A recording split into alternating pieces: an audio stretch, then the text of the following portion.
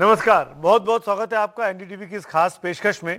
इस चुनावी मौसम में हम चुनाव के जो बड़े चेहरे हैं उनके साथ खास बातचीत कर रहे हैं। आज ऐसी एक शख्सियत हमारे साथ जुड़ रही हैं। बड़े नेता हैं, खुद चुनाव नहीं लड़ रहे हैं लेकिन पार्टी को चुनाव लड़ा रहे हैं। मैं बात कर रहा हूं मध्य प्रदेश कांग्रेस के अध्यक्ष जीतू पटवारी की। जीतू पटवारी ओबीसी नेता हैं।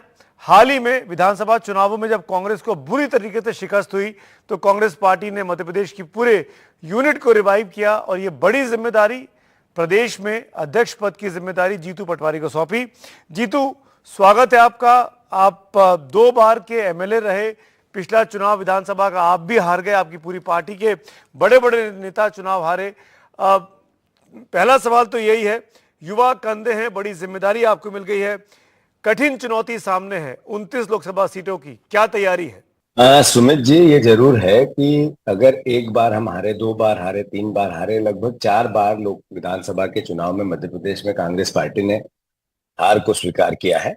और अगर इतनी बार हारने के बाद भी ये हम समझे कि सब दूसरे वाला किसी न किसी कारण से जीत गया, मैं उन लोगों में से नहीं हूँ। मैं समझता हूँ कि कुछ सुधार की आवश्यकता हमें भी है और हम में भी कमियां हो सकती है, वो संगठनात्मक हो या रणनीतिक हो या किसी न किसी रूप में हम परसेप्शन पब्लिक का हमारे साथ नहीं ले पाए हों, या भारतीय जनता पार्टी 20 साल बाद जो अद्भुत फेल्यूर है उसका अकल्पनीय फेल्यूर है। मतलब एक सेगमेंट ऐसा नहीं है, वो चाहे किसान का हो, चाहे यूथ का हो, चाहे स्टूडेंट्स का हो, चाहे आम जनता का हो, कानून व्यवस्था पे हो, कहीं बीजेपी ने कोई नंबर नहीं लिए। सबसे ज्यादा सेंसेक्स में हम लोग, मध्य प्रदेश सबसे नीचे आता है। एनसीआरबी के आंकड़े ये बताते हैं कि सबसे ज्यादा अपराध, भ्रष्टाचार, महिलाओं के साथ अपराध, आदिवासियों के साथ अपराध, बेरोजगारी, हर तरह की यातना है, उसके बाद भी हम नहीं जीते। इसका मतलब है कि स्वाभाविक रूप से हमें सुधार करने की आवश्यकता है। क्योंकि अभी 3 महीने मुझे इस भावना को, इस दायित्व को निभाते हुए हुआ है। तो प्रयास लोकसभा के चुनाव के आए हैं, उसमें हम अच्छा करें और फिर उसके बाद हमारे पास 3-4 साल हैं जिस बात के लिए रणनीतिक रूप से अपने आप को, अपने संगठन को, अपने विचार को घर घर तक ले जाने में कैसे हम सफल हो, उसका प्रयास करें। तो मेरा सवाल ही आपसे यही है कि 4 महीने पहले आपको यह जिम्मेदारी मिली है, विधानसभा के नतीजों में कांग्रेस पार्टी बुरी तरीके से शिकस्त पाती है, 20 साल की एंटी इनकम्बेंसी जो थी शिवराज सिंह चौहान के खिलाफ उसको भी इनकैश नहीं कर पाती है।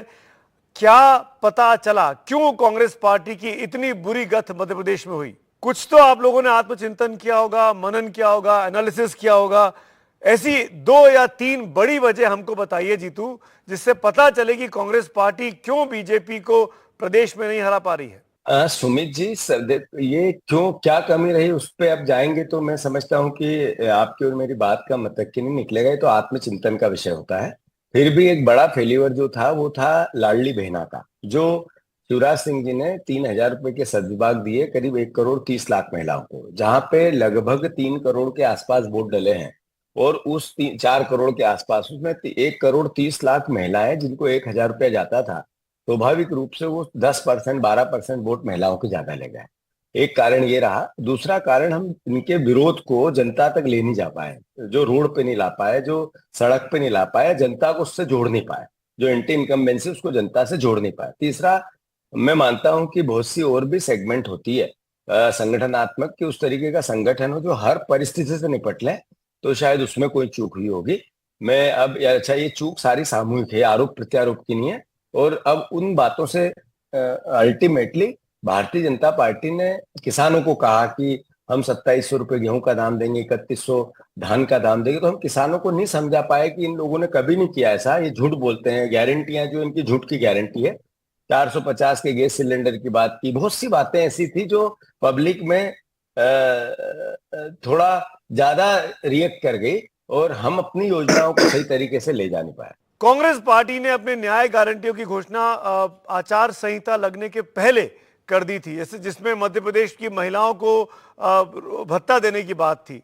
आचार संहिता लगी नहीं थी, शिवराज सिंह चौहान ने उसको पलट दिया और उन्होंने उस स्कीम से अधिक पैसा बांट दिया। क्या आपको लगता है कि इस वजह से कांग्रेस को शिकस्त हुई? बिल्कुल बिल्कुल सही है। मध्य प्रदेश में 29 सीटें हैं, कांग्रेस के पास सिर्फ एक है, वो भी कमलनाथ के घर वाली नकुलनाथ की सीट छिंदवाड़ा की। इस बार क्या तैयारी है, कैसे बीजेपी को हराएंगे? सुमित जी, मैं पिछले 1 महीने से ज्यादा से लगातार 3-3, 4-4 मीटिंग ले रहा हूँ और मतलब 3-3 4-4 लोकसभाओं में भी जा रहा हूँ, रोज डेली का काम है। इसके साथ साथ जब कार्यकर्ताओं की मीटिंग ली, लोग अभी ये जो भगदड़ मची उसके बाद भी जब भावनात्मक है, नेचुरल है, स्वाभाविक है, मैं जिस दायित्व पे हूँ तो बहुत गहराई से समझने की कोशिश की। बदलाव है जो 2014 में नरेंद्र मोदी ने देश के सामने बातें की, जो उन बातों को देख के देश के लोगों ने उन पर भरोसा किया। उन्होंने ताली बजवा दी, थाली बजवा दी, आरती उतरवा दी, लाइट चालू कर, अल्टीमेट मूर्खता का काम जो भी उनके कहने पे जनता ने कर दिया।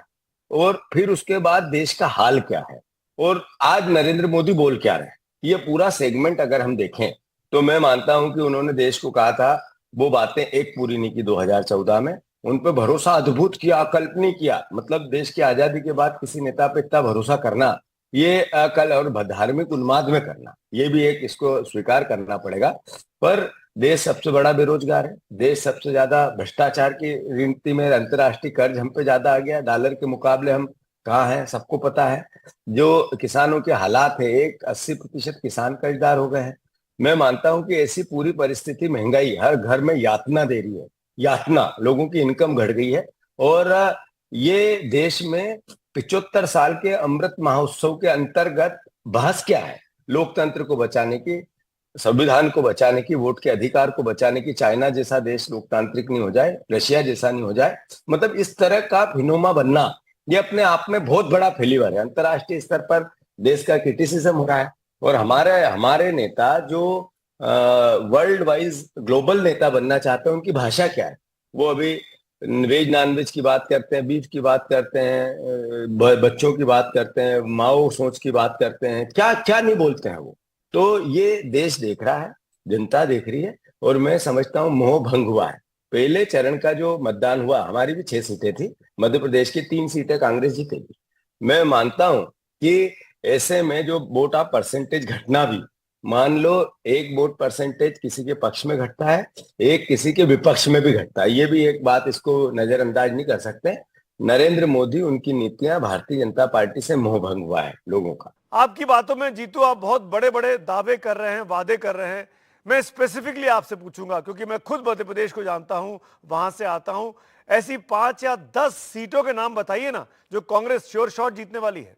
सुमित जी, मैंने जैसा कहा कि हमारी करीब 8 से 9 सीट ए कैटेगरी में आती है, करीब 10 सीट के आसपास हमारी बी कैटेगरी में आती है, फिर हम सी कैटेगरी में से। ये बताना मेरे लिए एज ए अध्यक्ष ठीक नहीं रहेगा, पर ये जरूर मैं साफगोई से आपको कहना चाहता हूँ, लड़ाई अच्छी है, पहले से बेहतर है। पहले हमें 34% वोट मिला था, अब हम उससे बेस्ट से बेस्ट करेंगे। बीजेपी को हमसे लोकसभा में ज्यादा वोट मिला था, बहुत ज्यादा वोट मिला था, करीब 10-12%, 15% का अंतर था, वो हम क्लोज करेंगे। अभी अभी हम हारे हैं, ये भी इसको भी अस्वीकार नहीं किया जा सकता। पर लोकसभा में परफॉर्मेंस जब रिजल्ट आएगा तो आप कांग्रेस पार्टी को थोड़ी सी शाबाशी देंगे। 10 सीटों के नाम बता के जाइए, 29 में से 10 सीटें जो कांग्रेस पार्टी जरूर जीतेगी। और मैं इसलिए आपसे पूछ रहा हूं कि 4 जून को फिर मैं आपको बुलाऊंगा, फिर हम चर्चा करेंगे कि कौन कौन सी बातें आपने की थी वो सच हुई कि नहीं हुई। 10 सीटें तो लोकसभा वाइज हम पहले विधानसभा में भी जीते थे। मतलब विधानसभा के वोट की सारी गिनती करें तो हमारे वोट बीजेपी से ज्यादा थे। और कुछ सीटें कास्ट इक्विशन की मध्य प्रदेश में होती है, जो जातियों के आधार पर वोट डलते हैं और पार्टियां टिकट देती है। वो टिकटों पे हमारा अपना अपना आकलन हो सकता है, वो हम अच्छे से कर सकते हैं। फिर कुछ सांसदों का इतना बड़ा फेल्यूर है, उनके विरोध में भी बहुत भयंकर एंटी इनकम्बेंसी है। और मोदी जी से भी अब प्यार उतना बचा नहीं है, मोदी बुखार उतना उतरा है। पहले 2 बार में मोदी बुखार था, इसको अस्वीकार नहीं किया जा सकता है। अभी मैं इन सब बातों को देखते हुए फिर रणनीतिक तौर पे हमने कोशिश की है कि बूथ मैकेनिज्म पे भी हम अच्छा काम करें, जो अभी लोग इलेक्शन की दृष्टिगत बहुत अच्छा विषय होता है। तो मैं सेगमेंट आप पार्ट बता सकता हूं, पर सीट आप नेम नहीं बता सकता हूं। ये मेरी मेरी राजनीतिक मजबूरी समझ लो या सॉरी समझ लो। मैं आपकी मजबूरी समझ सकता हूं जीतू पटवारी। अगर आप एक एक नेता का नाम लेंगे कि वो चुनाव जीत रहा है, दूसरे का नाम नहीं लेंगे तो शायद वहां पर कांग्रेस के प्रोस्पेक्ट खराब और हो जाए। मैं आपकी मजबूरी को समझ सकता हूं। चलिए टॉपिक को चेंज करता हूं, एक और इंपॉर्टेंट और क्रिटिकल इशू पर आता हूं। आपके तमाम युवा साथी जिन पर कोई मुकदमा नहीं था, कोई ईडी सीबीआई का दबाव नहीं था, वो क्यों कांग्रेस छोड़ रहे हैं? मैं नाम ले सकता हूं, रोहन गुप्ता क्यों चले गए, गौरव वल्लभ क्यों चले गए, संजय निरुपम नाराज हो गए, हाल ही में आपके मध्य प्रदेश में सुरेश पचौरी जैसे बड़े नेता चले गए। तो ये नेता क्यों छोड़ रहे हैं कांग्रेस पार्टी? सुमित जी, मैं रोहन की बात करूं, मैं गुजरात का प्रभारी था, मैं नाम लेके कभी नहीं, बात सबकी कैपेसिटी में जानता हूं। और ये मैं मानता हूं कि पार्टी से चूक हुई कि छोटे बर्तन में ज्यादा पानी जब भर दिया जाता है तो ऐसी स्थिति बनती है। अभी मैं नाम लेके जो गया, भगवान उनका भला करे। हम चाहते हैं कि उनका जिन भावनाओं को लेके गए वो पूर्ति हो। पर कचौरी जी की बात मैं नहीं करना चाहता। जो आदमी 4 बार सांसद बिना चुनाव लड़े रहा, जो पहली बार एल्डरमैन बना, चुनाव लड़के नहीं पार्षद बना तो भी नामित था, उसके बाद भी सब तरह के पद मिले, पार्टी पूरी उनके सुपुर्द रही एक सेगमेंट के लिए, और उसके बावजूद भी अगर उनकी सोच इस तरह की है तो फिर मैं क्या कहूँ इसको, मतलब इसके क्या कहना चाहिए। दया आती है, शर्म आती है। 75 साल की उम्र में आदमी का जो मोटिव है वो किस तरह का बना। ये इस संकट के दौर में अगर पार्टी को इस तरीके से धोखा देना है, धोखा ही होता है, तो मैं ऐसा नहीं लेता हूं। पर आपने कहा सीबीआई और ईडी, ये जो भारतीय जनता पार्टी ने क्यों सवाल उठ रहा है कि क्या रशिया जैसा देश तो नहीं बन रहा है हमारा, जिसमें विपक्ष के नेताओं की हत्या होती है। ये डर क्या है, लोकतंत्र की हत्या का, या लोगों के अपने राजनीतिक भविष्य का, या हम बीजेपी में नहीं रहे तो कानूनन हमारे पे फंदा कस जाता है, इस तरह का फिनोमा क्यों बना देश में। मैं मानता हूं कि ये इसलिए इस तरह के कमजोर मन के लोग लोकतंत्र की दूसरी पटरी पे नहीं चल सकते हैं। लड़के, जिसको जेल जाने में मजा आता है, जिसको लड़ने में मजा आता है, जो हर तरह की विपक्ष की राजनीति करके आनंदित रह सकता है, वो मैं समझता हूं कि नरेंद्र मोदी से लड़ सकता है, बीजेपी से लड़ सकता है, इस सोच से लड़ सकता है। इस तरह के कमजोर मन के लोग पद के लिए ही राजनीति करते थे, वो नेचुरल है, कहीं न कहीं रास्ता ढूंढेंगे तो ढूंढ लिया, भगवान उनका भला करे। आपने रोहन गुप्ता का नाम लिया, आप उनके बारे में कुछ बताना चाह रहे थे, खुल के बोलिए ना। नहीं नहीं, मैं किसी के बारे में नहीं, नाम लेके मैं कभी बात नहीं करता हूं। पर मैं किसी के राजनीतिक महत्वाकांक्षाएं, राजनीतिक गुस्सा, राजनीतिक डर, भविष्य का डर, प्रशासनिक डर, कानून का डर, एजेंसियों का डर, कुछ बातें आपको पता है, आपकी आपकी मेरी बातें, कुछ बातें आपको पता है, मेरी कुछ बातें आपको पता नहीं है, संसार को पता नहीं है, उन्हीं को पता होती है। तो ऐसे लोग जो वो बातें मार्केट में नहीं आए तो भी दल बदलते हैं। मैं अब उसको तो मैं मतलब आरोप प्रत्यारोप पे मेरा स्वभाव का हिस्सा नहीं है, पर मैं मानता हूं ऐसे कमजोर मन के लोगों के लिए विपक्ष में जगह नहीं। आपने जो कुछ देर पहले एक बड़ा सा जवाब दिया था जीतू, उसमें एक चीज निकलकर सामने आती है कि आप ये इंतजार कर रहे हैं कि कांग्रेस पार्टी का जो कैंपेन है वो प्रधानमंत्री मोदी की खामियों को गिनाने में ज्यादा है, उनकी नाकामियों को गिनाने में ज्यादा है। ऐसा लगता है नहीं कि नकारात्मक अप्रोच है, सकारात्मक प्लान कांग्रेस पार्टी का सामने नहीं आ रहा, वोटर तक नहीं पहुंच रहा? नहीं, आपसे मैं मतलब मुझे अच्छा नहीं लगा आपका ये प्रश्न, सुमित जी माफ करना मुझे।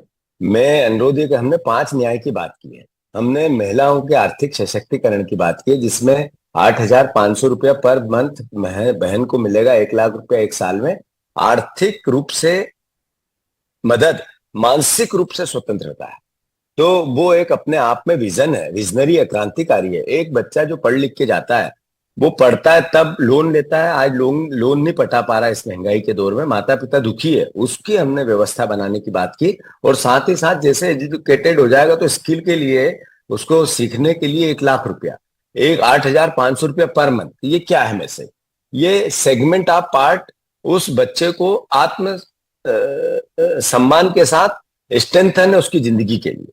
फिर किसानों के लिए हमने कहा कि ऋण माफी होगी। आज 80% किसान कर्जदार है, केसीसी लोन पे है, भर नहीं पाते हैं, समय निकल जाता है। 80% आत्महत्याओं का ग्राफ बढ़ा है पिछले 5 साल में, जो था 10% था तो 90% हुआ है। तो आखिर उस किसान के दर्द को कांग्रेस पार्टी ने अपने 5 न्याय में लिया है। आज इस महंगाई के दौर में श्रमिक को मेहनताना 400 से कम नहीं मिलना चाहिए। ये भावना बनाना कि एक ऐसा वर्ग 10% जिसके पास देश की 80% संपत्ति चली गई, एक ऐसा वर्ग 90% जिसके पास 10% संपत्ति बची है, तो क्या इस देश में ये फिनोमा नहीं बन सकता है कि एक दिन क्रांति ला देगा ये। हमने देश आजाद कराया, हमारा विचार है वो। कांग्रेस राष्ट्र के प्रति अपने आप को समर्पित करने वाली पार्टी है, तो वो एक विजन आगे का देख के दिया। तो अगर ये आर्थिक असमानता देश को कहां लेके जाएगी। तो ठीक है, हमने 5 न्याय की बात की, ये पॉजिटिव कैंपेन है, ये नेगेटिव कैसे कह दिया आपने? आपने अभी अभी संपत्ति का जिक्र किया, आपने माइनॉरिटीज की बात की, वंचितों की बात की।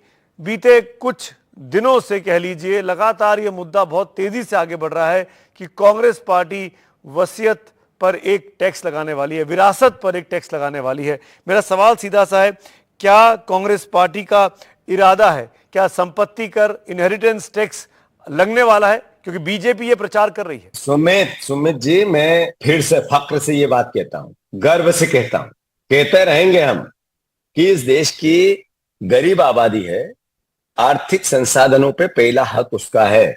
ये आदिवासी आदिकाल से इस देश के मालिक है, क्या उनकी सहायता करना गुनाह है? जो दलित, हरिजन, आदिवासी, जो एसटी एससी के लोग हैं, इनके लिए अगर प्रोग्राम बनाना कोई सरकार करे तो गुनाह है क्या? ये महिलाएं जो आर्थिक रूप से संबल बनाने की योजना बनाई, तो इसके लिए कोई पाप कर दिया कांग्रेस पार्टी ने? जो सरकार के लिए सबसे ज्यादा अति महत्वपूर्ण होता है एक सरकार को सहायता के लिए, क्या उसके लिए सरकार सोचे तो पाप कर दिया? इस तरह का हमने कुछ नहीं किया। नरेंद्र मोदी ने देश को कहा था कि मैं 2 करोड़ रोजगार दूंगा, महंगाई समाप्त करूंगा, करप्शन समाप्त करूंगा, काला धन लाऊंगा, 15 लाख दूंगा। एक काम हुआ क्या? अगर अब पूछा जाता है उनसे कि क्या हुआ, तो वह मांस की, मटन की, मछली की, मुसलमान की, मंगलसूत्र की, बच्चों की, घुसपैठियों की, माओवादियों की, इस तरह की बात। अर्बन नक्सल, ये देश के ग्लोबल लीडर बनने की इच्छा रखने वाले व्यक्ति को शोभा देते हैं क्या? जीतू, मैं जानता हूं समय की कमी है, आपको भी कैंपेन में जाना है, वाकई में एक एक मिनट कीमती है। आखिर के एक आध सवाल और पूछूंगा, फिर आपको जाने देता हूं। बीजेपी ने पिछली बार 300 सीटें जीती, कहकर जीती 300 पार, इस बार 400 पार का नारा दे दिया है। 370 बीजेपी के लिए, 400 एनडीए के लिए। उनका एजेंडा दिखाई देता है, उनके नंबर्स दिखाई देते हैं। इंडिया अलायंस कुछ नहीं बोल रहा है, ना नंबर बता रहा है, ना नेता कौन होगा बता रहा है। तो कैसे भरोसा करें कि आपको भरोसा है अपने आप पर कि आप चुनाव जीत सकते हैं? सर चढ़ के अहंकार जब बोलता है तो ये भाषा आती है जो बीजेपी बोल रही है।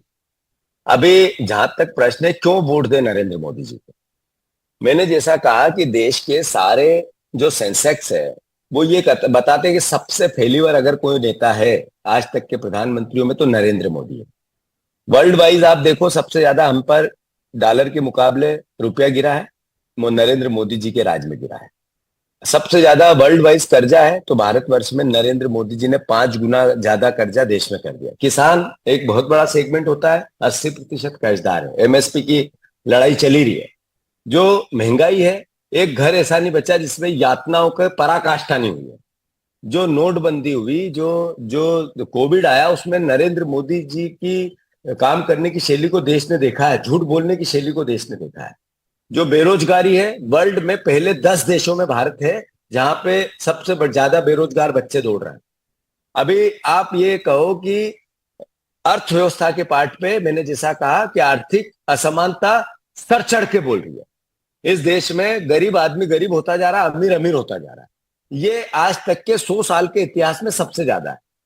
तो किस सेंसेक्स में नरेंद्र मोदी जी को वोट देना चाहिए? इसलिए कि वो भावनात्मक बातें करते हैं, इसलिए कि वो नफरत परोसते हैं, इसलिए कि वो देश में कट्टरपंथ, तानाशाही की ओर प्रवृत्ति लाते हैं? क्या कारण है? इस देश में जो स्वायत्त संस्था है वो सारी कटघरे में आ गई, एक का भी सम्मान नहीं बचा। यहां तक कि जो कोर्ट होता है, न्याय होता है, उस पर भी सवाल उठने लगे, जजों पे उठने लगे। ये इससे पहले कभी हुआ था क्या? तो क्यों वोट दें नरेंद्र मोदी जी को? तो ये आप बताते हैं कि आपकी बात 400 पार या 170 कहते हैं।